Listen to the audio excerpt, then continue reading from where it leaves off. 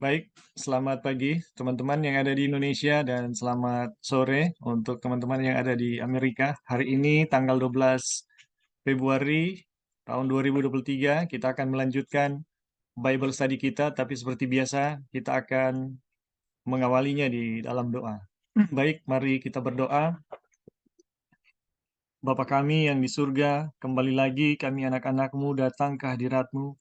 Kami bersyukur dan berterima kasih untuk kesempatan yang begitu indah yang Tuhan berikan bagi kami untuk mempelajari akan firman-Mu, pekabaran yang Tuhan rindukan bagi kami, agar kami mengerti demi kebijaksanaan dan kebaikan kami yang tertinggi untuk sedia bagi kedatangan Tuhan. Ya Tuhan, sediakan hati kami, buka pikiran kami Tuhan. Bimbing kami dengan roh-Mu yang kudus yang akan menuntun kami ke dalam seluruh kebenaran. Sehingga kami boleh memahami kebenaran dan kebenaran yang akan memerdekakan kami dari segala dosa kami. Terima kasih Tuhan, terima kasih untuk berkat-berkat Bible Study yang akan kami rasakan. Dan terima kasih untuk memberkati jaringan internet sepanjang Zoom berlangsung dan memberkati juga saudara-saudara kami yang lain yang mungkin belum terhubung dengan kami. Biarlah berkat-berkat surga yang sama boleh menjadi bagian kami semua. Ya Tuhan, kami mau serahkan Bible study kami ke dalam tangan-Mu. Inilah doa kami, di dalam nama Yesus kami sudah berdoa. Amin. Baik teman-teman, kita akan eh, melanjutkan ya eh, pembelajaran kita. Pembelajaran kita pada kemarin ya. Jadi kemarin kita telah memasuki subtopik di mana salib itu ya.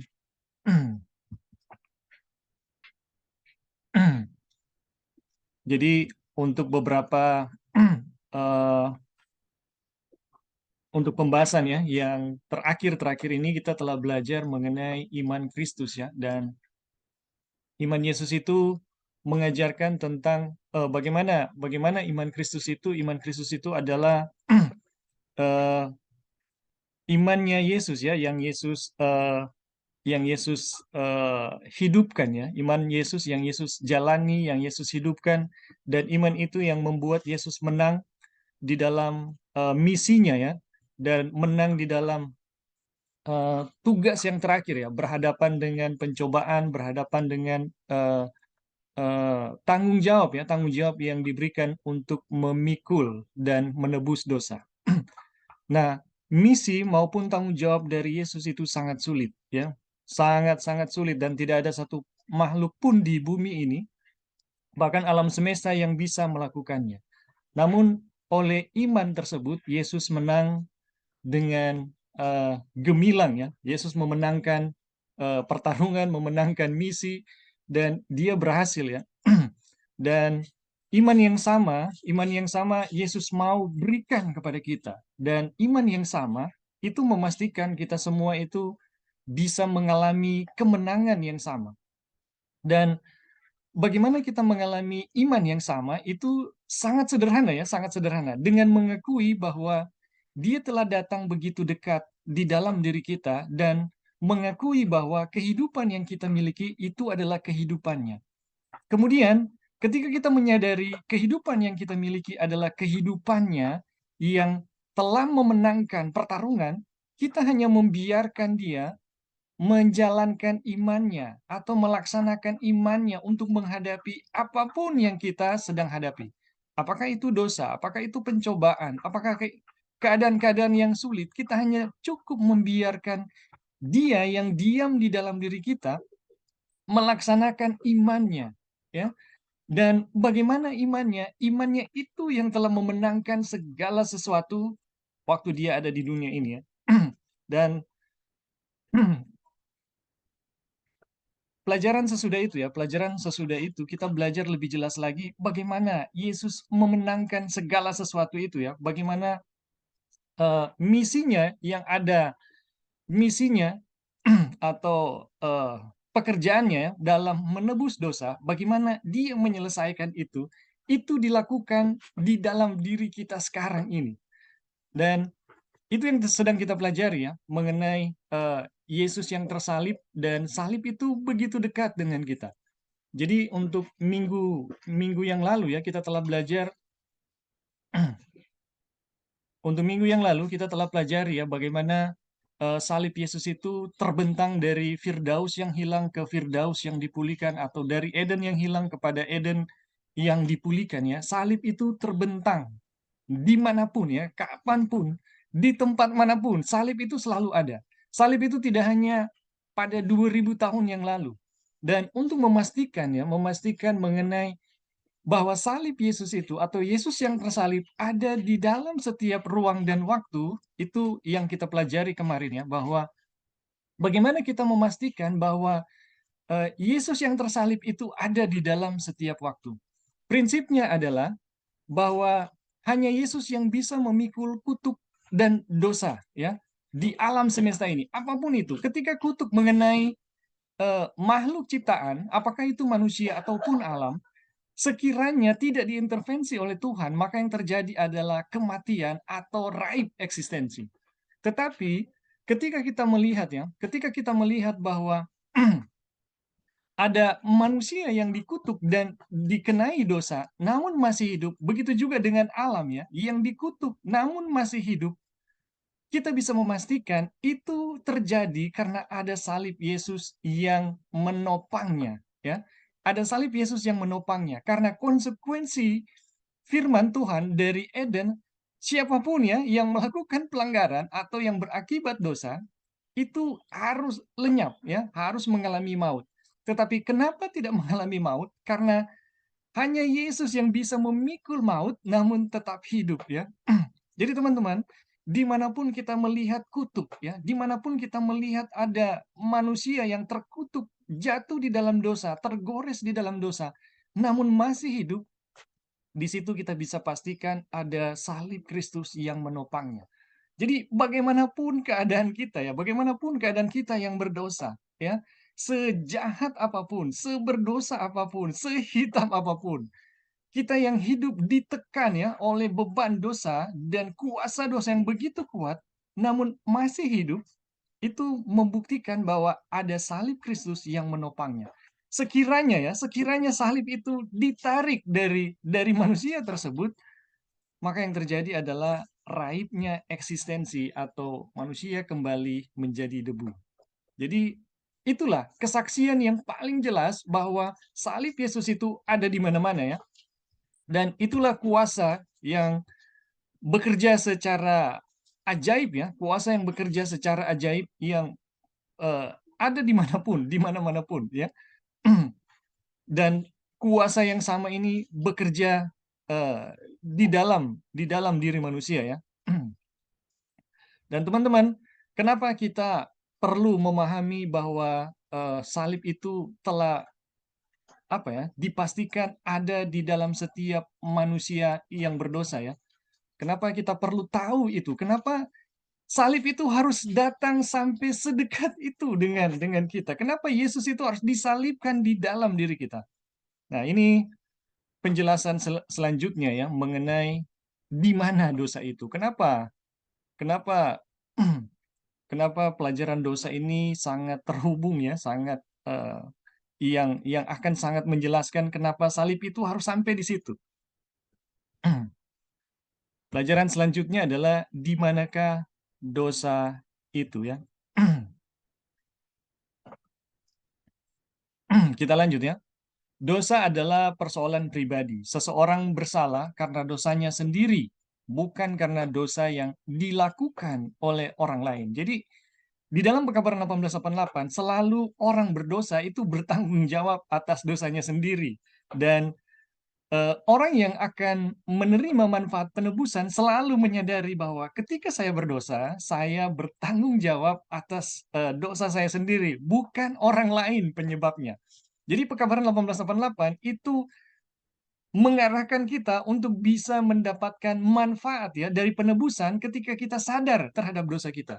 Tetapi orang yang sadar berdosa, tapi kemudian dia merasakan bahwa, "Oh, ini penyebabnya adalah orang ini atau keadaan yang begini." Itu akan kehilangan manfaat dari penebusan ya. Kenapa? Karena ya pembenaran diri tidak akan menghasilkan apa-apa selain kutuk ya. Sekarang saya tidak bisa berbuat dosa di tempat di mana kita tidak berdosa ya. Kita berdosa hanya di tempat di mana kita berdosa. Dan kemudian kita lihat ya, ini tempat di mana kita berdosa itu bagaimana? Dosa ada di dalam hati manusia. Aduh.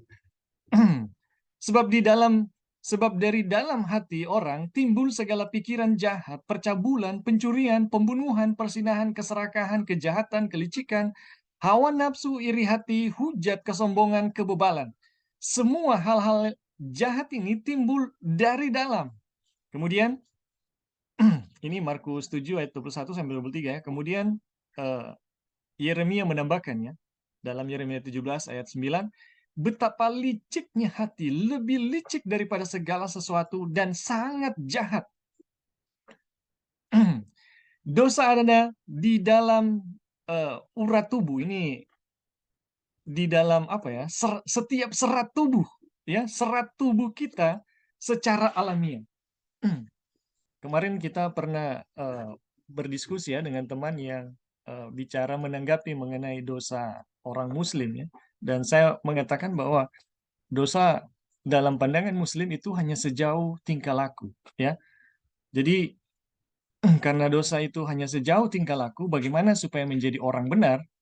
Untuk jadi benar pun itu sejauh tingkah laku gitu. Jadi semakin banyak mereka melakukan kejahatan, ya mereka berdosa.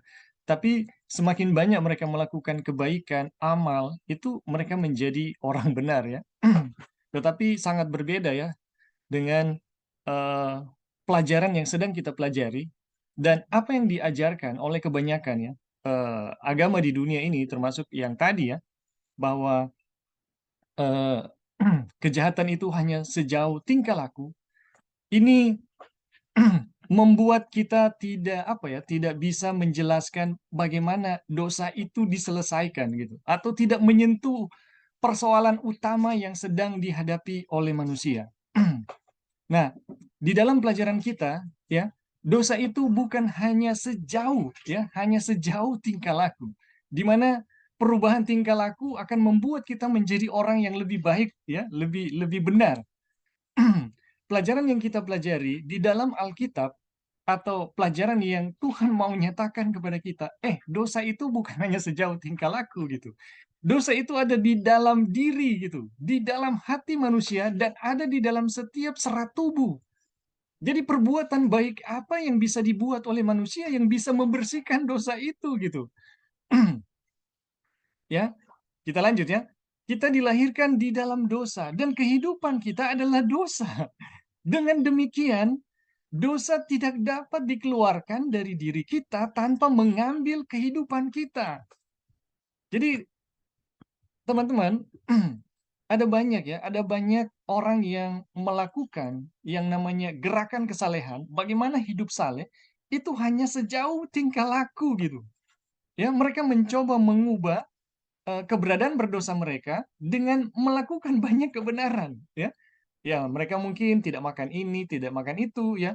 Tidak pakai ini, tidak pakai itu, tidak buat ini, tidak buat itu. Tetapi ketika dosa itu berkaitan dengan sifat-sifat alamiah, mereka sama sekali tidak berdaya. Dan ini yang paling jelas ya, ini yang paling jelas dinyatakan oleh anak muda yang kaya. Waktu Yesus bertanya kepadanya ya mengenai perbuatan baik, wah dia dengan antusias menyatakan ini sudah Tuhan. Saya sudah melakukannya ya, bahkan dari sejak kecil. Wow, ini luar biasa. Tapi kemudian Yesus memberi sebuah standar kebenaran yang mencakup ya, yang mencakup atau eh, yang membutuhkan keberadaan diri yang terdalam ya. Yaitu jualah hartamu dan kamu ikutlah dengan aku. Dan kita tahu bersama ya, anak muda ini gagal ya. Kenapa? Karena ada dosa di dalam dirinya yang dia tidak sadari. Ada dosa di dalam hatinya yang dia tidak sadari, yang tidak bisa diubah gitu. Jadi setiap perbuatan baik yang dia buat itu tidak bisa menyentuh dosa itu gitu. Dan teman-teman, apa yang sedang kita pelajari adalah kita pelajaran yang kita pelajari mendefinisikan dosa di titik yang terdalam yang ada di dalam diri kita. Dan kita juga sedang pelajari bagaimana penyelesaian ya dosa yang ada di dalam setiap serat tubuh kita ya. Kita dilahirkan dalam dosa dan kehidupan kita adalah dosa. Aduh, bagaimana ini? Dengan demikian, dosa tidak dapat dikeluarkan dari diri kita tanpa mengambil kehidupan kita. Apa yang kita perlukan adalah kelepasan dari dosa pribadi kita, yaitu kejahatan yang bukan saja telah kita pilih untuk dilakukan secara pribadi, tetapi yang tinggal di dalam hati. Dosa yang membentuk segenap kehidupan kita. Aduh, bagaimana ini ya? Jadi, dosa yang membentuk segenap kehidupan kita. Jadi, eh, apa yang kita sedang pelajari saat ini adalah Waggoner mencoba mendefinisikan kedalaman dari dosa itu. Jadi, dosa tidak hanya sejauh pada tingkah laku ya, dan ini yang kebanyakan orang terkecoh ya. Orang terkecoh dan ada begitu banyak ya gerakan kesalehan itu mencoba ya, bukan mencoba ya, memahami ya, dosa itu hanya sejauh itu. Jadi mereka berusaha banyak ya, melakukan ini, melakukan itu, tidak buat ini, tidak buat itu, hanya pada sejauh tingkah laku. Tetapi tidak melihat dosa itu, bahwa dosa itu masuk begitu dalam di dalam diri manusia, bahkan di dalam setiap serat ya, serat tubuh manusia. Kalau dosa ada di dalam setiap serat tubuh manusia, bagaimana bisa ya? Itu diselesaikan hanya dengan tingkah laku yang tidak berdosa. Nah, teman-teman, inilah luar biasanya ya pekabaran yang sedang kita pelajari. Waggoner telah mengeksposisi firman Tuhan ya dengan pas gitu, dengan pas. Dan kita akan melihat kenapa salib Yesus itu harus masuk sampai sejauh yang kemarin ya, yang kemarin kita telah pelajari. Oke, sampai di sini ada teman-teman yang mau memberi tambahan? Ya, Bing. Ya, Kita mau silakan kasih Joy. tambahan. Jadi ini kan kita lagi berbicara mengenai dosa dan kenapa salib itu harus ada dalam diri kita masing-masing. Karena dengan ada salib itu, itulah yang akan menyelesaikan masalah dosa dalam diri kita.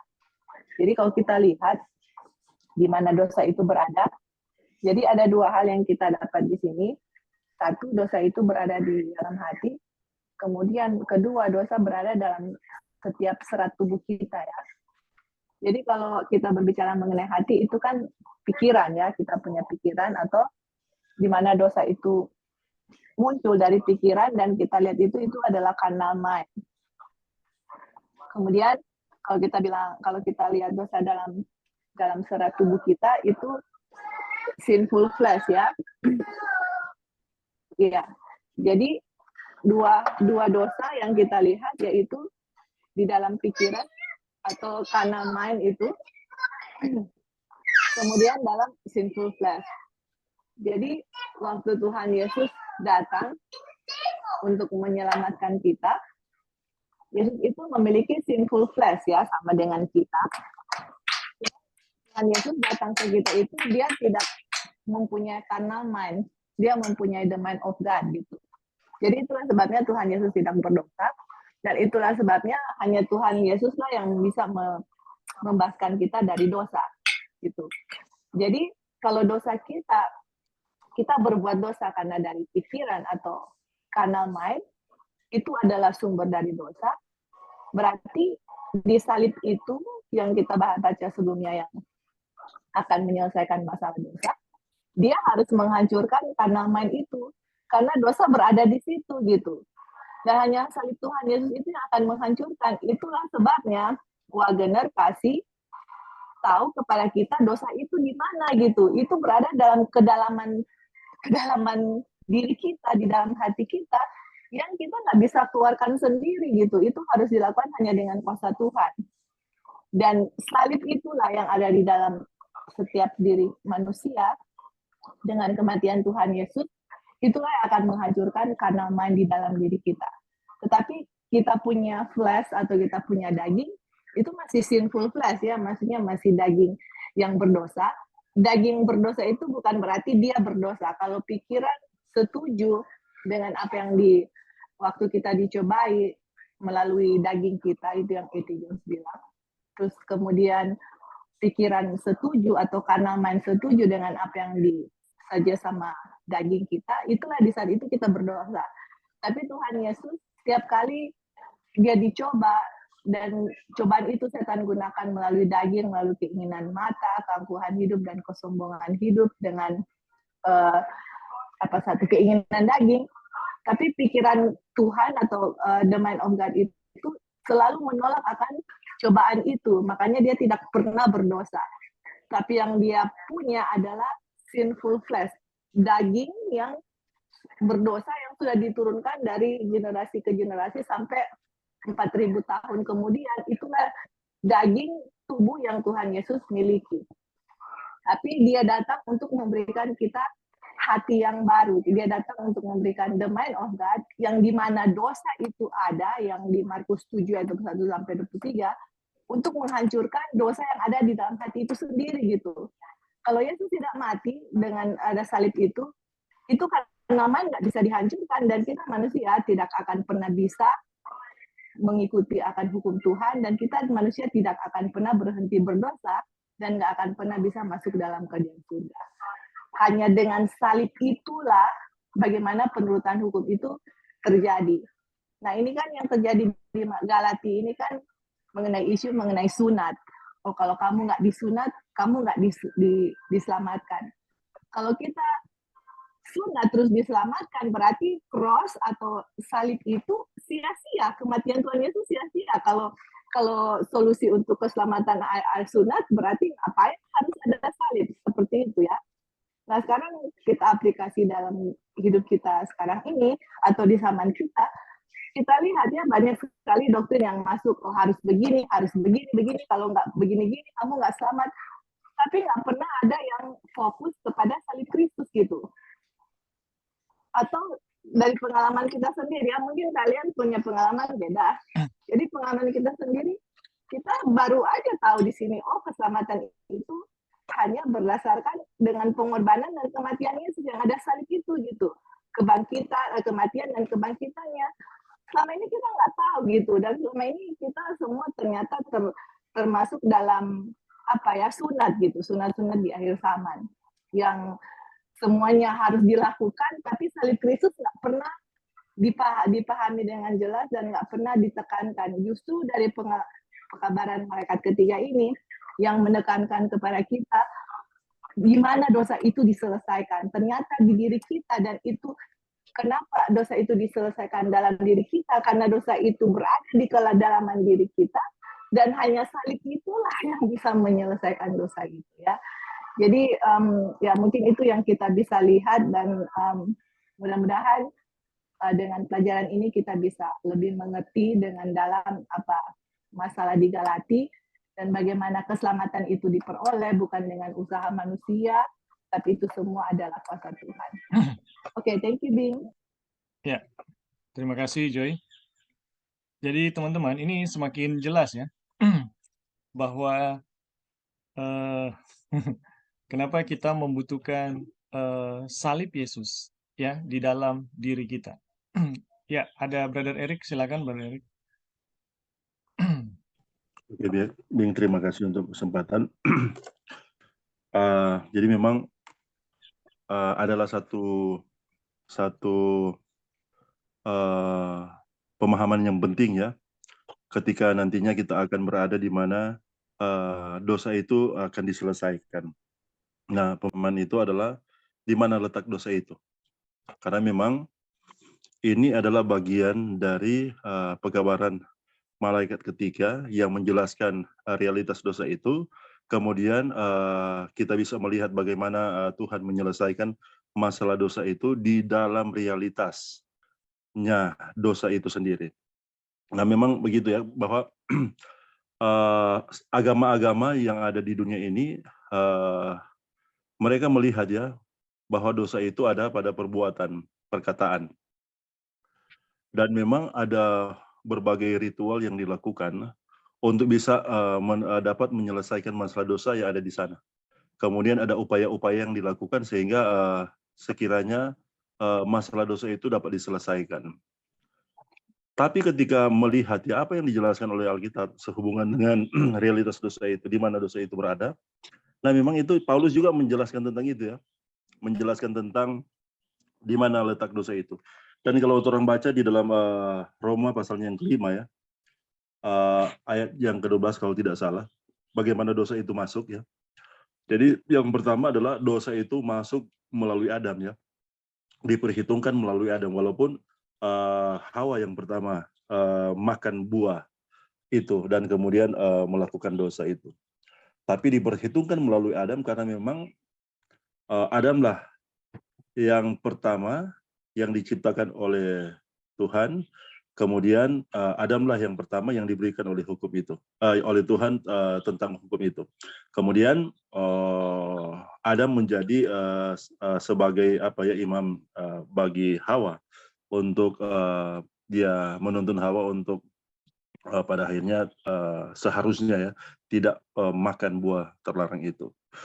Tapi ya setelah pada akhirnya Adam melakukan ya dosa itu, jadi dosa itu sebagaimana yang dijelaskan oleh Ebing sebelumnya bahwa memang seharusnya setelah makan sudah ya itu selesai, manusia tidak ada lagi seharusnya. Tapi kita melihat bagaimana salib menopang ya di dalam penjelasan sehubungan dengan bagaimana pengorbanan itu telah dibuat ya jauh sebelum Yesus mengorbankan dirinya di kayu salib, yang dijelaskan oleh Tuhan sendiri di dalam Kejadian 3 ayat 21. Oke. Jadi ketika Paulus menjelaskan ya dosa masuk melalui Adam dan kemudian melalui Adam itu dosa menyebar. Ya. Bagaimana dosa menyebar ya? Kalau dosa menyebar hanya melalui perkataan dan perbuatan ya penyelesaiannya itu hanya lewat kita berusaha ya melakukan yang terbaik ya, lewat perkataan dan perbuatan dan dosa selesai. Dan sesungguhnya Yesus tidak perlu harus datang kemudian mengorbankan dirinya di kayu salib, atau Yesus tidak perlu menopang kehidupan yang berdosa itu dengan salib. Karena manusia bisa menyelesaikan masalah dosa itu sendiri. Oleh karena jauh di dalam kedalamannya, dia bukan hanya di dalam perkataan, dia bukan hanya di dalam perbuatan, tapi dia ada ya penjelasan dari Joy ya itu tentang pikiran daging ya, apa itu kalau bahasa Inggris? Carnal mind ya. Carnal mind. Jadi pikiran daging itu sebenarnya ada di mana? Ya, itu ada dibentuk di mana pikiran daging itu. Nah, kalau kita melihat ya ilmu pengetahuan menjelaskan ya, kita hubung-hubungkannya penjelasan tentang bagaimana genetik ya. Genetik itu dia masuk lewat darah di setiap sel, kemudian di sana dosa itu dibentuk. Ya. Kemudian kalau kita melihat dari hukum hereditas ya dari Mendel memang sepertinya dosa menyebar lewat realitas itu. Nah, siapa di antara orang yang akan menyelesaikan masalah dosa itu? Kalau dia ada di dalam setiap sel, kalau dia ada di dalam darah, mungkin kita berpikir kita akan melakukan transfusi darah ya dengan orang yang tidak berdosa mungkin ya. Kemudian pada akhirnya darah kita dibersihkan dan kemudian pada akhirnya dosa itu diselesaikan. Tapi tidak seperti itu ya, karena memang realitasnya ada di sana. Jadi pembentukan manusia di dalam dosa yang semakin jahat dan bertambah jahat kalau dijelaskan di dalam Kejadian pasalnya yang ke-6 ayatnya yang ke-5, dan Tuhan melihat ya hati manusia segala kecenderungan, segala tidak ada lagi yang tersisa ya, karena memang manusia dibentuk di realitas itu. Dan tidak ada satupun di antara kita yang sanggup yang dapat menyelesaikan ya masalah dosa itu. Dan memang kenapa Paulus mengatakan ya? Paulus mengatakan bahwa semua telah diperhitungkan berdosa. Ya. Dan semua telah berbuat dosa. Kenapa Paulus mengatakan dan hilang kemuliaan Tuhan? Kenapa Paulus mengatakan seperti itu? bahwa semua telah berbuat dosa dan hilang kemuliaan Tuhan. Ya, karena memang ya seorang bayi yang dilahirkan itu dia diperhitungkan telah berbuat dosa walaupun dia belum berdosa ya. Walaupun memang orang doktrin tidak mengajarkan bahwa ada dosa pewarisan perbuatan dosa ya. Jadi itu perbuatan dosa opak dan oma dan seterusnya di atas itu ditanggung oleh generasi selanjutnya. Tidak seperti itu, bahwa dosa kita menanggung dosa kita sendiri seperti itu ya. Tapi kecenderungannya itu yang dimiliki. Nah, ketika kecenderungan itu dimiliki, itu bahasa Alkitab Paulus menjelaskan itu sama dengan berdosa. Ketika Alkitab menjelaskan Kejadian 6 ayat 5 segala kecenderungannya adalah jahat, adalah dosa, itu sama dengan telah berbuat dosa ya. Seperti itu ya. Seperti itu, Paulus menjelaskan seperti itu. Dan memang di dalam realitas itu siapakah di antara kita yang bisa menyelesaikan masalah dosa? Dan tadi Joy menjelaskan tentang bagaimana carnal mind itu dihancurkan ya. Dan memang kalau di bagian yang lain juga, kalau kita lihat di dalam Roma 6 ayat 14 ya, ada dua keadaan kita ya yang dijelaskan oleh Paulus, bahwa yang satu di bawah hukum Taurat, yang satu di bawah kasih karunia. Kalau kita melihat di sinilah bagaimana sesungguhnya dosa itu diselesaikan ya, dan sesederhana itu. Jadi ketika kita tanpa iman, kita di bawah hukum Taurat terhadap Injil Kristus ya, yang di dalamnya ada salib Kristus di sana. Ketika kita tanpa iman, maka kita di bawah hukum Taurat. Sebaik apapun yang kita lakukan ya, agama apapun yang kita bahkan kita menjadi anggota gereja Masih Tuhan Hari Ketujuh yang sangat setia ya, yang begitu banyak melakukan kesalehan kebaikan ya, dan sangat menurut seperti itu ya. Tapi tanpa iman ya, kita berada di bawah hukum Taurat. Kita di bawah berada, itu realitasnya ya. Tidak ada di antara kita yang bisa menyelesaikan masalah dosa dengan perbuatan baik sebaik apapun lewat perkataan dan perbuatan. Bahkan positive thinking ya. Positive thinking, ada ajaran-ajaran tentang the power of mind ya, psikologi ya, kita bisa Anda adalah Anda yang Anda pikirkan. Ya? Iya, Anda bisa karena Anda adalah apa yang Anda pikirkan. Anda bisa karena Anda berpikir bisa, seperti itu. Itu positif thinking, Injil psikologi ya, yang iman psikologi yang mereka coba menjelaskan seperti itu ya. Tapi tidak ada satupun yang bisa menyelesaikan masalah dosa. Dan memang semakin kita mencoba untuk dengan kekuatan kemanusiaan untuk menyelesaikan masalah dosa, bahkan banyak ya yang berada di dalam keadaan pada akhirnya putus asa. Ada dua keadaan di mana orang putus asa ya. Yang pertama, dia menjadi begitu legalis ya. Kemudian yang kedua, pada akhirnya dia hilang, merasa tidak sanggup, dan dia pikir kita memang sepenuhnya berdosa tanpa pengharapan, atau ada di tengah ya. Di tengah itu abu-abu.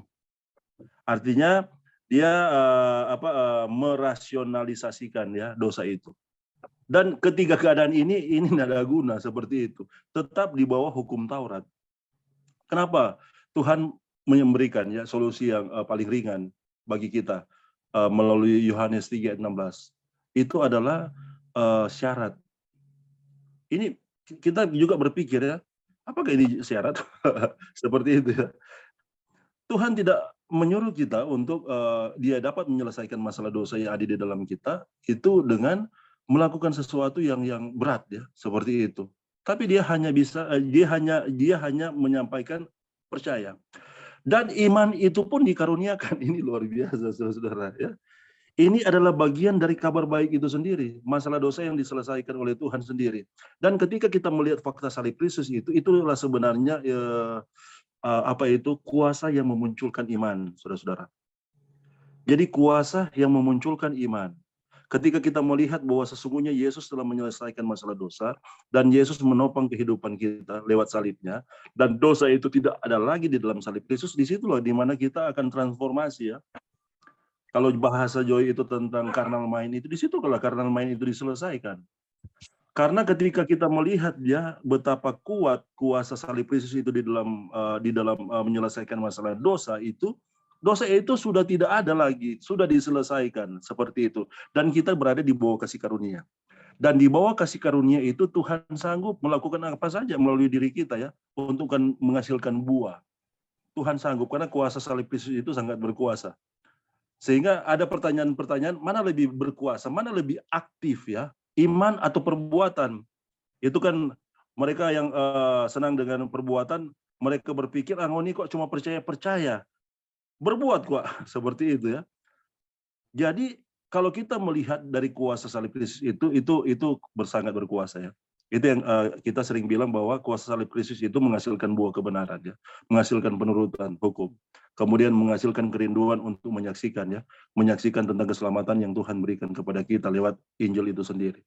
Dan itu akan dihasilkan secara alamiah. Kita tidak dapat mengupayakan. Dan ketika dia dihasilkan secara alamiah itu tidak bisa ditahan memang.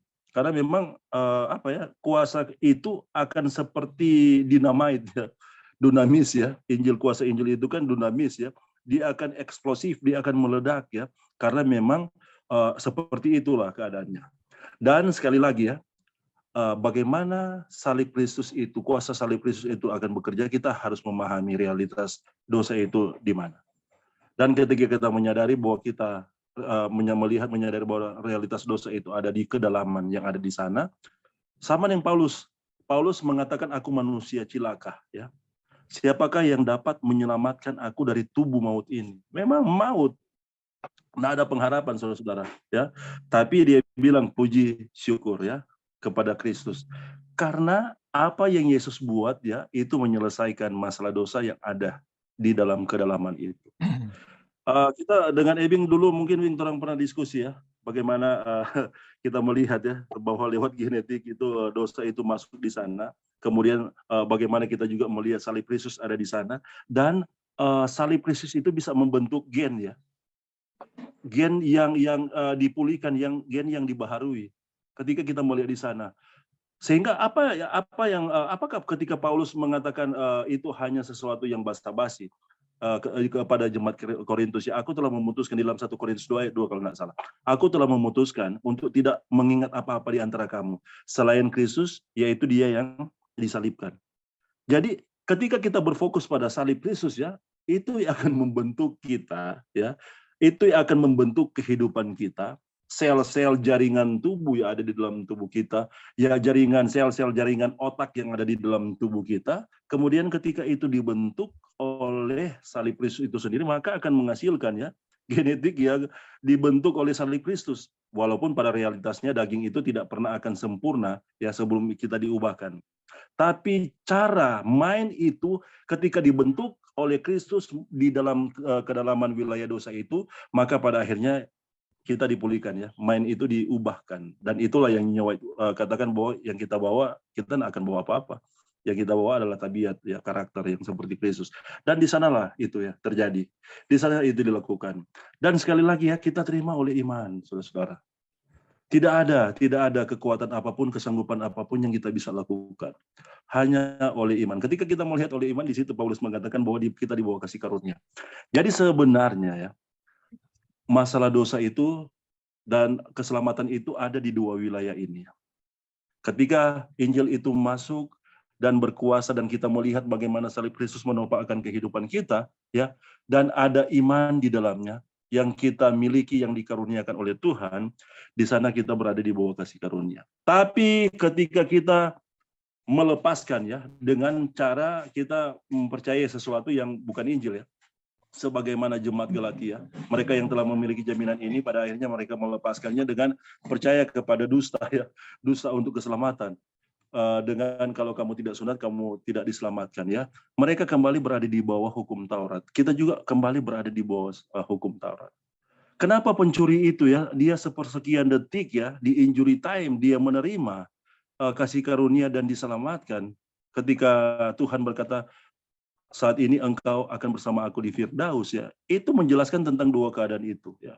Si pencuri dia tidak melakukan apa-apa. dan dia telah diperhitungkan benar. Oleh karena apa? Oleh karena iman yang dimiliki olehnya yang Tuhan karuniakan, dan iman itulah yang pada akhirnya menyelesaikan masalah dosa di dalamnya, dan kemudian pada akhirnya dia memiliki kelayakan karena apa yang Tuhan buat bagi dia. Jadi itu yang luar biasa ya, how amazing about grace ini yang kita miliki ya lewat pekabaran malaikat yang ketiga. Dan ini sesuatu yang fakta, kenyataan, bukan isapan jempol ya. Ini adalah kenyataannya seperti itu. Dan masalah penyelesaian dosa sekali lagi ya, yang ada di wilayah kedalaman itu kita bersyukur ya bahwa ini disingkapkan lewat pekabaran ini. Wajib sementara menjelaskan, lihat di sana kita akan bersama-sama dengan Paulus, aku manusia celaka, tidak ada yang pun yang dapat menyelamatkan saya dari tubuh maut ini, tapi bersyukur ya, lewat pekabaran ini, kita melihat bahwa dosa itu telah diselesaikan. Dosa itu telah diselesaikan, dan kuasa itu telah ada, telah tersedia, dan itu menyanggupkan kita yang pada akhirnya untuk menghasilkan karakter yang sinless ya. Sinless dalam keadaan seperti ini ya, kita melihat begini ya, jangan kembali kita terjebak di dalam pemikiran yang seperti sahabat-sahabat ya, teman-teman yang lain ya, yang mereka coba mempelajari pekabaran ini dan mengakui bahwa mereka dalam keadaan sinless, tapi tampilan kehidupan mereka sinful ya, seperti itu ya. Oleh karena masalah merasionalisasikan dosa. Mereka tidak keadaan sinless, tapi merasionalisasikan dosa, dan kemudian mereka berpikir sinless, dan pada akhirnya mereka tampilan kehidupan mereka sinful seperti itu. Jadi ini adalah penjelasannya bahwa kesempurnaan itu telah ada dan itu Tuhan karuniakan. Tapi selalu kita seperti Paulus, kita berpikir bahwa harta bejana yang kita miliki, harta yang mulia, yang indah itu kita miliki di dalam bejana. Kita melihat kemuliaan Kristus itu ya, lewat salib Kristus ya, yang bekerja di dalam kita, dan kuasa yang berlimpah-limpah yang bekerja di dalam kita, tapi kita juga melihat realitas kita sebagai manusia, dan tidak ada ya, pernah akan ada satu pemikiran untuk menyombongkan diri. Oh, kita super ada, kita selalu lebih baik, kita selalu lebih benar, kita selalu lebih tahu, kita selalu lebih berisi dan lain sebagainya. Kita akan terus merasa bahwa kita adalah orang berdosa yang telah dipulihkan, yang telah diselamatkan oleh Tuhan. Dan perasaan keadaan yang seperti itu yang kita akan selalu merasa membutuhkan ya, dan tidak akan pernah melepaskan.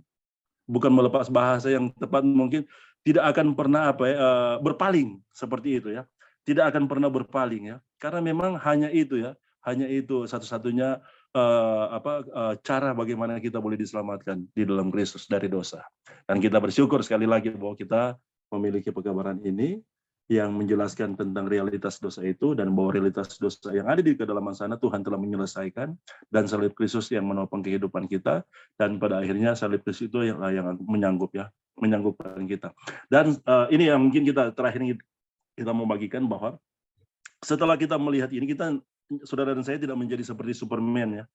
Tidak menjadi seperti Superman. Kita semua lihat ini bahwa kita langsung menjadi orang yang seperti gambaran-gambaran yang wah dia begitu luar biasa, dia datang dengan, tapi kita akan tetap menghadapi realitas kehidupan ya, di dalam keluarga, pergumulan pribadi kita ya, di dalam hubungan kita dengan sesama, di dalam jemaat, di lingkungan masyarakat di mana kita berada ya, kita melihat ya seperti. Tapi yang luar biasanya ini, ketika dosa mungkin dia akan mempengaruhi kita, dia tidak akan lagi menguasai, berkuasa ya, seperti itu ya. Karena kenapa ya pekabaran ini tidak lagi membutuhkan seorang psikolog ya, psikiater ya, untuk menyelesaikan masalah depresi. Nggak akan ada lagi ya. Karena ketika kita mungkin tertekan oleh masalah dosa, apapun itu ya, dalam segi apapun, sama dengan contoh ya, kami juga baru-baru ini mengalami duka cita ya, seperti itu. Tapi ketika melihat yang fakta pengharapan itu, maka kita akan berduka sebagaimana yang Alkitab jelaskan ya. Kita berduka cita di dalam Kristus. Kenapa? Karena ada pengharapan seperti itu. Dan apapun yang kita hadapi, apapun yang kita alami, realitas kehidupan yang kita alami, kita bersyukur ya bahwa inilah yang terus menguatkan kita. Inilah yang terus menopang kita. Dan pada akhirnya ini akan membawa kita kepada keadaan di mana kita akan layak ya untuk menerima apa yang menjadi satu kerinduan ya, bagi kita semua, di mana Tuhan akan menggunakan kita menjadi sarana perpanjangan tangan Tuhan untuk penuaian terakhir dengan kita menerima roh hujan akhir. Ya. Kalau Tuhan mengizinkan kita untuk ada di sana dan kemudian mengambil bagian di dalam umat-umat Tuhan, ya, di dalam gereja ini untuk menjadi agen Tuhan untuk penuaian terakhir. Nah, itu kerinduan kita, bagaimana dosa diselesaikan sepenuhnya di dalam kita. Oke, Bing, mungkin itu yang bisa ditambahkan. Minta maaf terlalu panjang. Terima kasih teman-teman. Tuhan memberkati. Ya, terima kasih Brother Eric. Jadi tadi kita telah pelajari ya mengenai sejauh mana dosa itu ada ya di dalam diri manusia, dan ketika kita gagal mendefinisikan ya sejauh mana dosa itu ada di dalam diri manusia, maka penyelesaiannya pun akan gagal ya. Dan teman-teman, saya banyak berhadapan dengan menemui ya kelompok-kelompok yang menekankan bagaimana perubahan ya, bagaimana hidup saleh, tetapi itu hanya pada tingkah laku ya, teman-teman. Jadi saya teringat waktu ada di grup ya, kita bicara tentang ada satu kelompok ya yang begitu kuat menjalankan reformasi ya, tetapi hanya pada tingkah laku gitu. Jadi mereka ada daftar tentang dosa, ya, ada daftar dosa dan ada daftar yang harus mereka lakukan yang benar ya. Dan satupun ya, tidak ada satupun yang mendefinisikan bagaimana dosa itu dan sejauh mana dosa itu ada di dalam diri manusia. Dan teman-teman,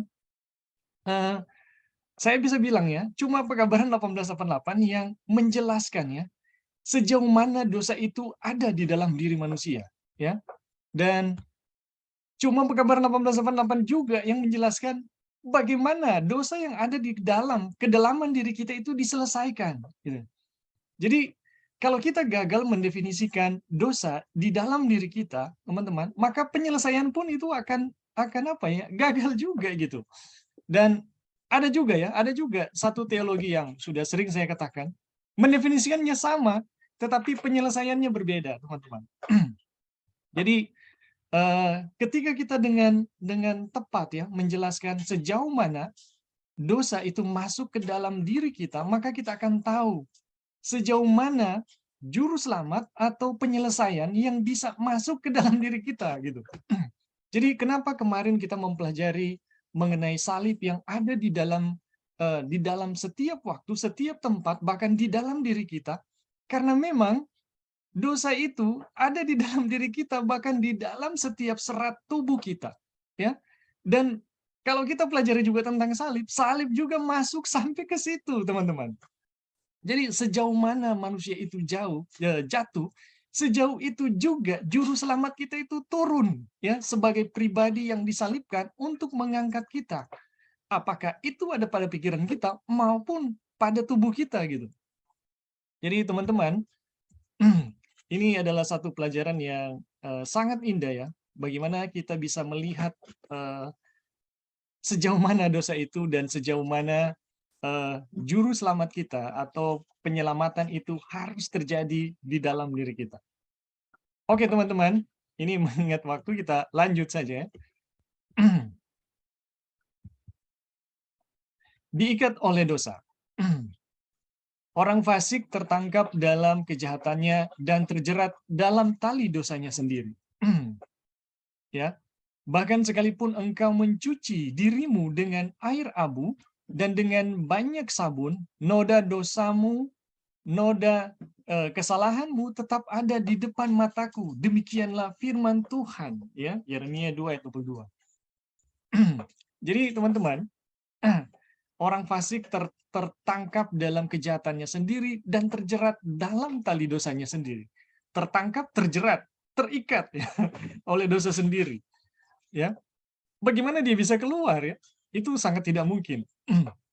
Kemudian firman Tuhan ya dalam Yeremia katakan, sekalipun engkau mencuci dirimu dengan air abu dan dengan banyak sabun, namun noda kesalahanmu tetap ada di depan mataku. Demikianlah firman Tuhan.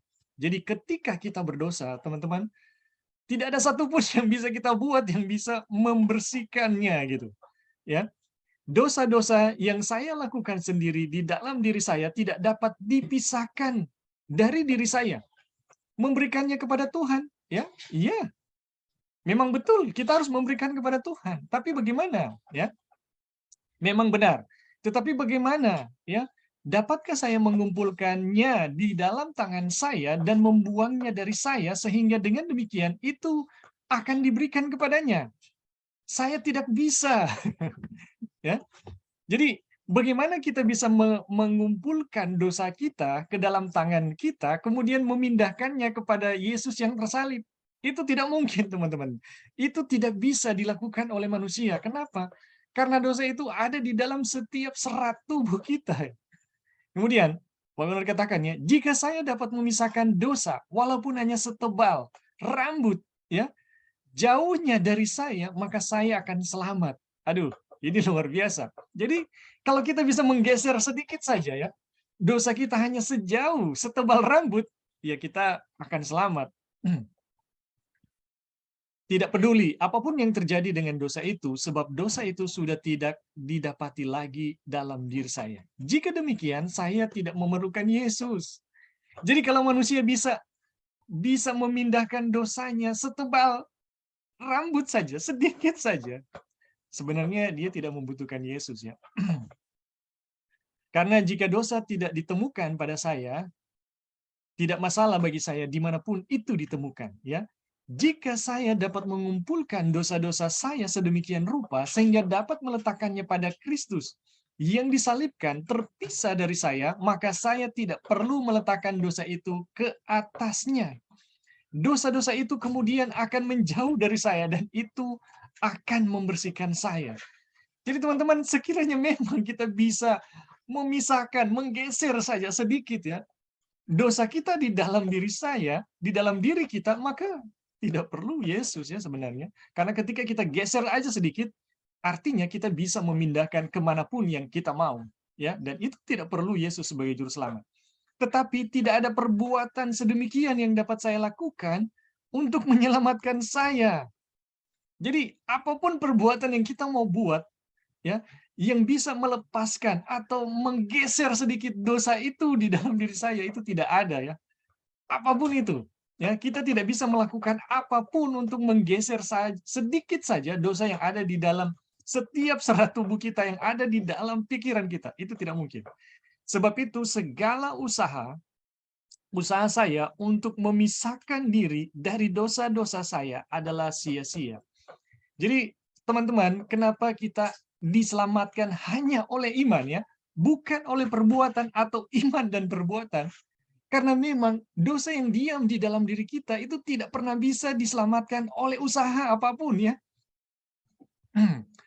Jadi, bagaimana bisa kita menyelesaikan dosa yang ada di dalam kedalaman diri kita dengan satu perbuatan, gitu, atau dari sebuah itikat, ya, kebaikan kita, gitu. Bagaimana bisa, gitu? Jadi, teman-teman, bagaimana memahami penyelesaian, ya? Penyelesaian yang akan dibuat oleh Tuhan yang betul-betul menyelamatkan kita, itu sangat bergantung dari definisi dosa dan di mana dosa itu. Jadi ketika kita gagal mendefinisikan dosa, di mana dosa itu, maka saya sangat yakin kita akan gagal membuat bagaimana menyelesaikan dosa itu dengan benar. Kenapa muncul, ya, ajaran-ajaran yang semacam, ya, membuat ritual, harus buat ini, harus buat itu, harus bikin ini, buat itu, sangkal ini, sangkal itu. Sebenarnya prinsipnya sama. Mereka itu gagal mendefinisikan dosa itu ada di mana. Jadi ketika kita benar, ya, dengan tepat mendefinisikan dosa itu ada di mana, sejauh mana dosa itu ada di dalam diri kita, teman-teman, kalau itu ada di dalam serat tubuh kita, ada di dalam kedalaman diri kita, bagaimana bisa perbuatan itu atau etikat baik di dalam diri kita bisa menyelesaikannya? Aduh. Atau kemauan kita, ya, kemauan kita. Dulu saya pernah berpikir, ya, saya pernah berpikir bahwa saya harus menyelesaikan dosa, meletakkan dosa itu pada Yesus yang tersalib. Jadi saya membayangkan saya menyerahkan dosa itu pada Yesus yang tersalib. Dan saudara-saudara, apa yang terjadi? Ketika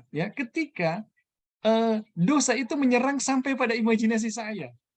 di mana saya tidak bisa lagi berimajinasi bagaimana harus menyerahkan dosa itu. Aduh, itu adalah satu satu kondisi yang begitu malang yang saya alami. Jadi, oke, katakanlah kita masih bisa, tapi masih bisa ya menggunakan imajinasi. Kalau kita menyerahkan dosa itu ya kepada salib, membayangkan, oh saya menyerahkan dosa itu kepada Yesus yang tersalib. Tapi teman-teman, kalau imajinasi masih sehat, itu masih bisa. Tapi kalau dosa itu telah masuk sampai merusak imajinasi, apa pengharapan dari orang-orang yang demikian? Tidak adakah pengharapan untuk orang-orang yang demikian, ya? Apakah keselamatan itu hanya bagi mereka yang kuat, ya, dan bagi mereka yang sehat imajinasinya? Kalau imajinasinya telah hancur, lebur, apakah sudah tidak ada keselamatan gitu? Tetapi puji Tuhan teman-teman, ketika bertemu dengan pekabaran ini, ya, yang menjelaskan di mana ada kutuk, ya, di mana ada dosa, di situ ada salib Kristus, itu menjadi satu pengharapan dan kekuatan yang saya bisa rasakan ya. Jadi justru ketika saya mengalami gejolak dan kekuatan dosa yang begitu kuat ya di dalam pikiran dan di dalam imajinasi dan kemudian menyadari di situ juga ada salib Kristus. Aduh, itulah kekuatan yang luar biasa yang saya bisa saksikan ya kepada teman-teman. Itu adalah kekuatan yang luar biasa yang membuat dosa itu kehilangan kekuatannya. Aduh, luar biasa. Jadi teman-teman, kenapa Yesus itu harus datang sampai ke titik yang terdalam dalam diri kita? Kenapa Yesus yang tersalib itu harus disalibkan juga di dalam diri kita? Karena memang dosa itu ada di dalam setiap serat tubuh kita. Itulah jawabannya ya, itulah jawabannya. Oke, sampai di sini ada teman-teman yang mau menambahkan?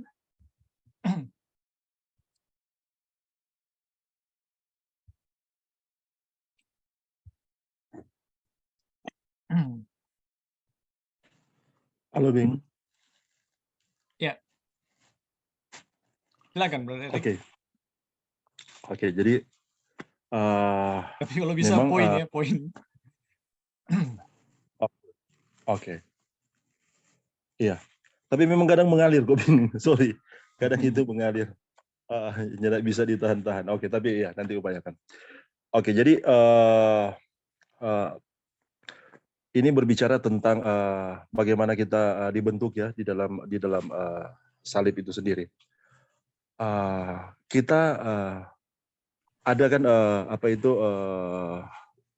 firman, kemudian penjelasan tentang karakter yang sepertinya itu menjadi satu sifat karakter yang harus kita miliki ya, seperti itu. Dan menjelaskan bagaimana sesungguhnya kita memiliki karakter yang sama seperti Kristus. Dan ada satu bagian firman yang menjelaskan seperti ini. Belajarlah padaku karena aku lemah lembut dan rendah hati. Seperti itu ya, belajarlah padaku karena aku lemah lembut dan rendah hati. Dan jiwamu akan mendapatkan ketenangan. Nah, saudara-saudara, ini mengenai belajar menjadi rendah hati dan belajar menjadi lemah lembut, saudara-saudara.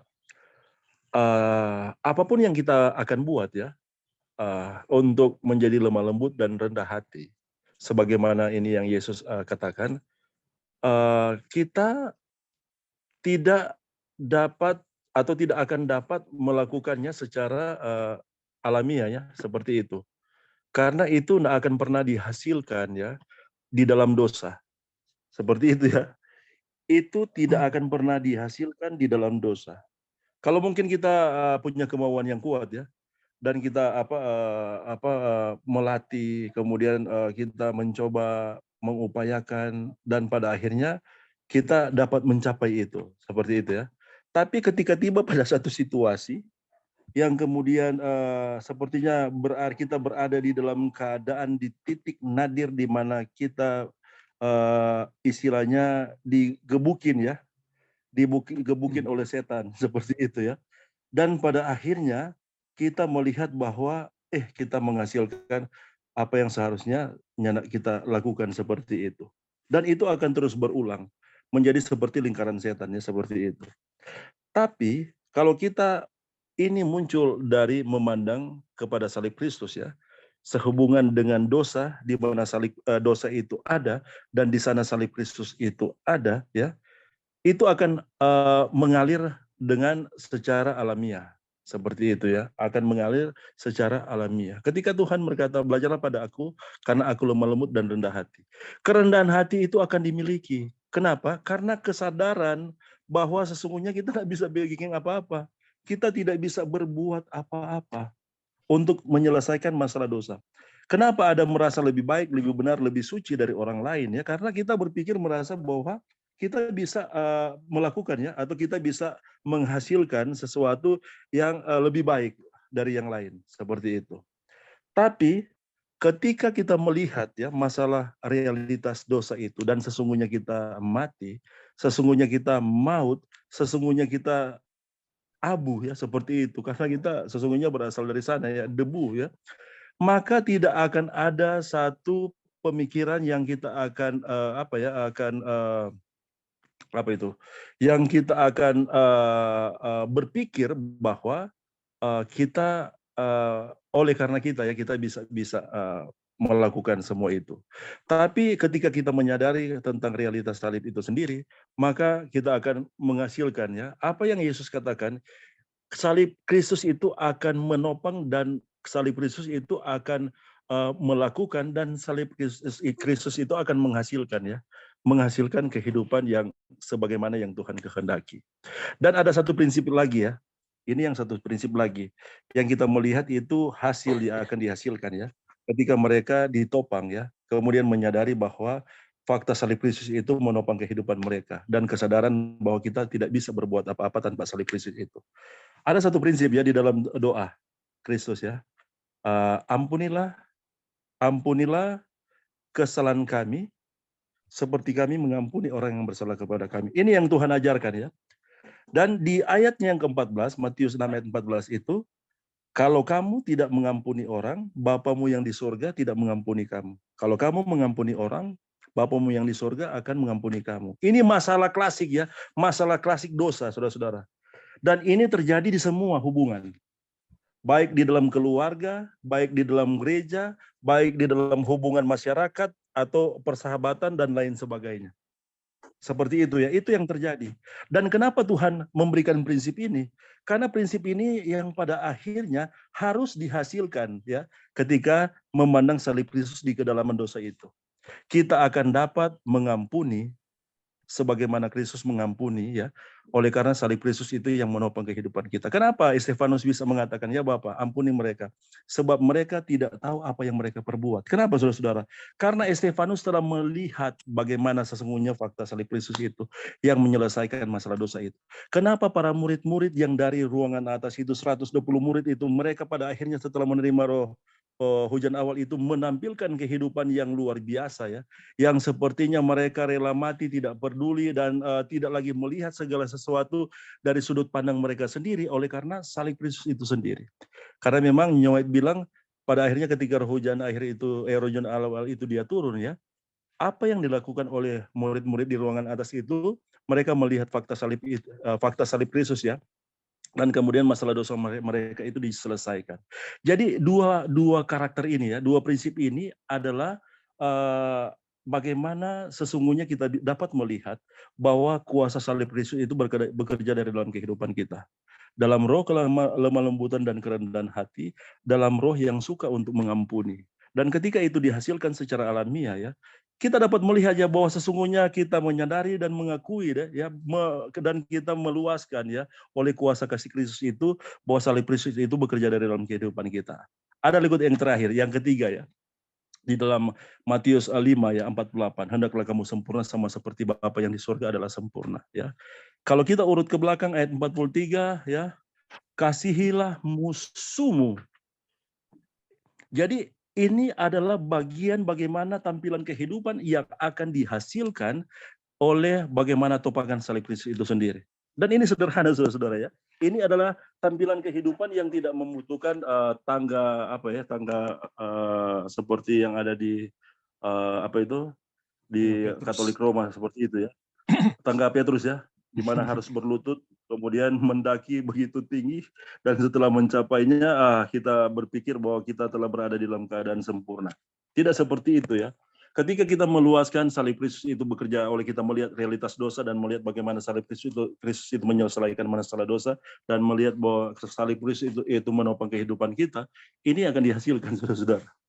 Dan ini yang menjadi prinsip kehidupan yang Tuhan rindukan dihasilkan dalam kehidupan kita setelah kita mempelajari pekabaran ini. Ketika Tuhan berkata, belajarlah padaku karena aku lemah lembut dan rendah hati. Kemudian yang kedua, kita akan menghasilkan satu kehidupan yang mengampuni, ya, sebagaimana Kristus mengampuni. Dan kemudian yang ketiga, kita akan mengasihi musuh sekalipun. Ini luar biasa, saudara-saudara. Hanya kuasa salib Kristus itu yang dapat melakukan, saudara-saudara ya. Kalau bahasa kasih ini kualitas kasih yang tertinggi ya, karakter yang akan dihasilkan dalam kehidupan kita yaitu agape. Dan itu hanya bisa dihasilkan oleh agape itu sendiri, yaitu salib Kristus yang menopang kehidupan kita. Dan kita bersyukur bahwa ini berlimpah-limpah ya, saudara-saudara. Ini berlimpah-limpah dalam kehidupan kita. Dan ini penuh. Di dalam Kristus ini penuh. Hanya saja mungkin kita yang tidak melihat dengan jelasnya kedalaman dosa itu dan bagaimana dosa itu diselesaikan melalui salib Kristus. Tapi ketika kita melihat oleh pekabaran ini, maka sebagaimana dikatakan tadi bahwa dosa kehilangan kuasanya dan ini akan dihasilkan. Dan ketika ini dihasilkan, ini luar biasa saudara-saudara. Seperti ada firman-Nya, damai sejahtera kutinggalkan kepadamu, dan apa yang kutinggalkan tidak seperti yang dunia berikan. Dan memang damai sejahtera itu tidak akan lekang oleh waktu, tidak akan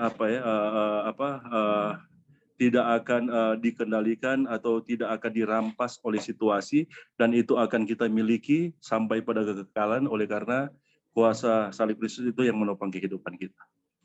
Oke, terima kasih Bing dan teman-teman. Tuhan memberkati. Terima kasih Brother Eric. Jadi apapun ya yang kita mau buat tidak bisa menyelesaikan dosa ya, apapun itu. Hanya salib Yesus yang bisa. Dan ketika kita telah melihat ya keindahan salib, di mana salib itu dan mengalami kekuatannya, barulah ada banyak hal ya yang baik yang bisa itu jadi ya. Apakah itu kelemah lembutan, apakah itu pengampunan, apakah itu kebajikan, perbuatan baik, itu akan terjadi. Dan itulah pekerjaan dari salib Yesus ya, yang mengubah diri kita yang berdosa menjadi orang benar. Oke, teman-teman, sampai di sini masih ada lagi.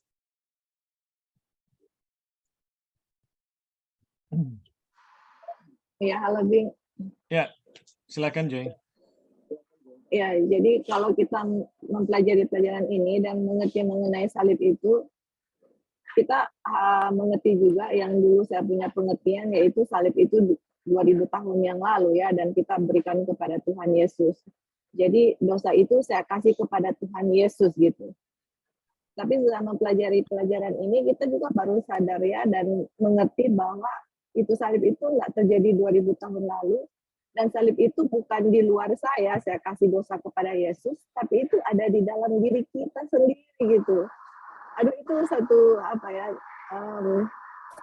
satu hal yang sangat luar biasa, yang sangat menguatkan pribadi, yang mana Tuhan sangat menginginkan dosa kita itu berikan kepada Dia, dan bagaimana itu satu, dan bagaimana bukan hanya dosa itu kita berikan kepada Dia karena Dia sudah beli. Kedua, dalam salib itu juga mempunyai kuasa untuk menghancurkan dosa yang ada di dalam hati saya gitu ya, yang menjadikan kita manusia yang baru. Itu sangat luar biasa. Nah, kalau kita mengerti mengenai salib itu, betapa besar kuasanya, bukan hanya mengerti dan menerima, itulah kenyataan yang akan terjadi di kita, yang mana kita punya kenamaan akan dihancurkan dengan salib itu. Dan kalau kenamaan dihancurkan, kita akan memiliki pikiran Kristus. Waduh, bayangkan saja kita punya kehidupan bagaimana kalau kita benar-benar saya mengerti akan makna salib dan menerima, mempercayai itu sangat luar biasa ya. Makanya kita ingat yang Yohanes 3 yang Yesus berbicara kepada Nikodemus, kalau kamu tidak dilahirkan kembali kan kamu tidak akan melihat kerajaan surga. Kemudian dari ayat 1 itu di Yohanes 3 itu dia pergi ke ayat 16 yang Tuhan mengirimkan anaknya yang tunggal. Kemudian di ayat yang sama juga dia berbicara mengenai Musa waktu mereka ada di padang gurun terus dipatuk dengan ular dan melihat kepada ular tembaga itu mereka akan selamat, itu berbicara mengenai salib, teman-teman. Jadi di dalam Yohanes 3 itu sudah berbicara mengenai bagaimana kita bisa dilahirkan kembali, yaitu dengan salib di dalam diri kita gitu. Dan kalau itu kita nggak tahu, nggak terjadi dalam diri kita nggak bisa dilahirkan kembali dan nggak bisa memperoleh kerajaan surga ya. Jadi puji Tuhan, dengan mempelajari dan mengerti sedikit demi sedikit akan pekabaran ini, semua ayat Alkitab itu mulai terbuka hanya dari pandangan salib. Luar biasa, sangat menggugah dan memberikan satu pengharapan yang sangat indah dan bagaimana sukacita yang sangat penuh ya, yang Tuhan inginkan kita peroleh dengan hanya mempelajari pekabaran ini. Dan apalagi salib itu sangat sangat indah, dan inilah gospel yang benar, inilah Injil yang benar, tanpa ada usaha manusia atau perbuatan-perbuatan yang harus dilakukan untuk diselamatkan. Itu nggak bisa. Semua itu hanya dengan kuasa Tuhan sendiri. Oke, thank you, Ding. Baik. Terima kasih, Sister Joy ya, untuk tambahannya. Jadi, memang teman-teman, kalau kita tidak melihat ya keindahan salib, maka yang terjadi seperti itu ya, kita akan berusaha keras menyerahkan, berimajinasi ya, menyerahkan Yesus, dosa kita kepada Yesus yang tersalib 2000 tahun yang lalu. Dan itu itu yang terjadi ya. Nah, teman-teman, kalau pada bangsa Israel ya, bagaimana mereka menyelesaikan dosa ya. Jadi mereka harus bawa domba ke Ka'bah, dan di Ka'bah itu bagaimana dosa itu diselesaikan, mereka harus menumpangkan tangan ya kepada domba ya, kepada domba, kemudian mengakui dosa-dosa mereka, dan dosa itu betul-betul pindah loh. Dosa itu pindah ke domba yang kemudian domba itu disembelih ya, kemudian dikorbankan di atas mezbah. Nah, teman-teman, bangsa Israel dulu punya sistem seperti itu ya. Bagaimana mereka imajinasi mereka ya, itu diarahkan oleh sistem upacara. Tetapi kita sudah tidak punya lagi ya. Apa yang bisa menjelaskan ya mengenai bagaimana dosa saya pindah kepada Yesus yang dikorbankan gitu. Teman-teman, kepada kita juga masih ditinggalkan satu upacara yang sangat sederhana, tapi yang menjelaskan apa yang sedang kita pelajari. Upacara apakah itu? Itu adalah perjamuan ya. Jadi perjamuan, kita makan roti dan minum anggur, ini betul-betul menjelaskan bagaimana salib Yesus itu tidak pernah terpisah dengan kita, dan bahkan kebangkitannya, hidupnya tidak pernah dipisahkan dari diri kita. Inilah teman-teman yang akan kita pelajari pada subtopik selanjutnya ya. Bagaimana kematian dan kebangkitan Yesus harus menjadi bagian kita. Namun teman-teman, sepertinya kita tidak akan lanjut ya ke subtopik yang selanjutnya, karena ini cukup panjang untuk yang selanjutnya. Dan waktu kita tinggal sedikit ya. Jadi di dalam pelajaran yang kita sedang pelajari saat ini, ya, kita diarahkan untuk memahami dua hal, yaitu yang pertama tentang dosa, ya, bagaimana dosa itu dan di mana dosa itu. Jadi dosa itu betul-betul yang menghambat ya manusia itu bisa bertumbuh di dalam Tuhan, yang memisahkan kita dengan Tuhan. Dan dosa itu bukan ada pada tingkah laku kita ya, bukan ada pada hanya pada tingkah laku atau apa yang kita bisa lakukan ya. Kita di dalam pelajaran ini kita diarahkan ya, kita disadarkan bahwa dosa itu ternyata ada di dalam kedalaman diri kita, ada di dalam hati kita yang terdalam, pikiran-pikiran kita yang terdalam, dan bahkan dosa itu ada di dalam serat tubuh kita. Kalau dosa itu ada di dalam situ ya, sejauh itu dia ada, apa yang bisa menyelesaikan dosa tersebut ya? Dan bagaimana dosa itu bisa dihilangkan? Teman-teman, kalau dulu bangsa Israel ya, kita memiliki domba yang bisa dijadikan visualisasi untuk memindahkan dosa ya. Tetapi sekarang kita tidak punya. Tetapi upacara perjamuan itu menjelaskan kepada kita bahwa salib Yesus itu ada di dalam diri kita. Kita hanya cukup menyadari mengenai salib itu dan menyadari bagaimana dosa itu. Melihat ya, dengan menyadari keberadaan salib dan dosa kita, kita hanya cukup menyadari dan mengakuinya saja. Teman-teman, ini satu pelajaran yang sangat indah, yang kita akan pelajari terus ya, di dalam Galatia pasal 2 ini. Dan terima kasih teman-teman sudah berpartisipasi dalam dalam Zoom kita saat ini, sudah hadir dan berpartisipasi dalam Zoom kita ini. Sebenarnya kita masih ada waktu sedikit, tapi mau lanjut subtopiknya panjang. Nanti kita akan sambung ya pada minggu depan. Dan teman-teman, ini adalah bagian-bagian yang terpenting dalam buku Kabar Kesukaan. Jadi saya berharap kalau bisa hadir ya, kalau bisa ikuti terus, karena ini bagian yang paling penting ya. Mungkin teman-teman tidak ikut di bagian-bagian lain, itu saya rasa tidak masalah. Tapi ini adalah bagian-bagian yang paling penting dalam buku Kabar Kesukaan, yang kalau kita paham bagian-bagian ini, maka kita akan memahami dengan mudah ya, kita akan pahami seisi buku Kabar Kesukaan.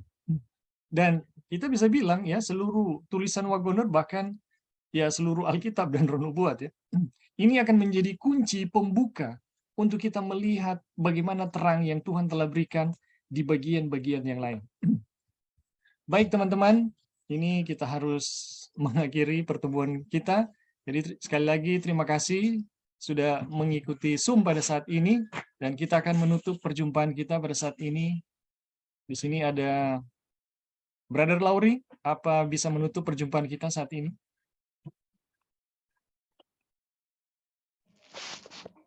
Ya, oke, baik. Ya, terima kasih. Ya. Mari kita sama-sama berdoa. Bapa di surga, terima kasih atas segala berkat-Mu bagi kami. Engkau telah menjaga pelihara kami. Engkau telah dengan kehendak-Mu saja kami bisa bersama-sama berkumpul untuk mempelajari akan firman-Mu Tuhan melalui buku pelajaran Kabar Kesukaan. Terima kasih Bapak untuk firman yang begitu indah yang Engkau telah berikan bagi kami Tuhan. Biarlah firman yang kami pelajari ini kami bisa lebih mengerti tentang rencana keselamatan yang Engkau telah berikan bagi kami Bapak. Biarlah Engkau juga memberkati Brother Ebing yang sudah membawakan firman pada hari ini. Biarlah berkat kesehatan kuatan jasmani dan rohani selalu menjadi bagiannya, sehingga dia bisa terus menjadi salon berkat bagi-Mu Tuhan, bagi kami semua. Terima kasih atas jaringan internet yang begitu baik juga, sehingga kami bisa menerima firman ini dengan baik. Memberkati kami semua yang sudah mengikuti dan yang mungkin yang belum sempat mengikuti Tuhan. Biarlah berkat-berkat dari surga selalu menjadi bagian kami juga. Terima kasih atas segala berkat-Mu Tuhan.